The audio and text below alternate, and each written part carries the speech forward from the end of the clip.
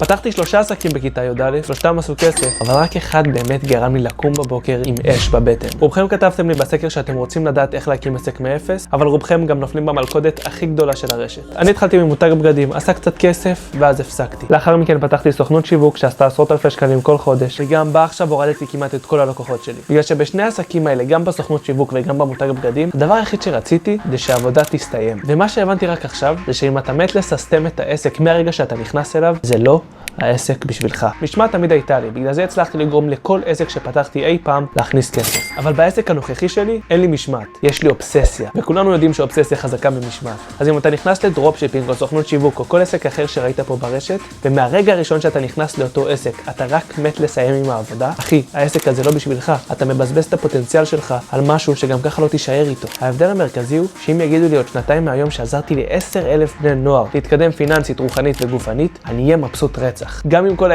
האלה יספקו לי משכורת שגורמת לי רק לחיות סביר. האם מישהו בסוכנות שיווק או דרופשיפינג יכול להגיד אותו הדבר? שהוא נהנה יותר מהתוצר שהעסק מספק מאשר הכסף? תבין מה השליחות שלך ותפתח עסק שאתה אובססיבי אליו. זה כל ההבדל. מי שרוצה להמשיך לרדוף אחרי כסף קל שיגלול. מי שרוצה להפוך את העולם למקום טוב יותר תוך כדי שהוא מתוגמל כראוי, שיעקוב. מחר עולה פרק 2.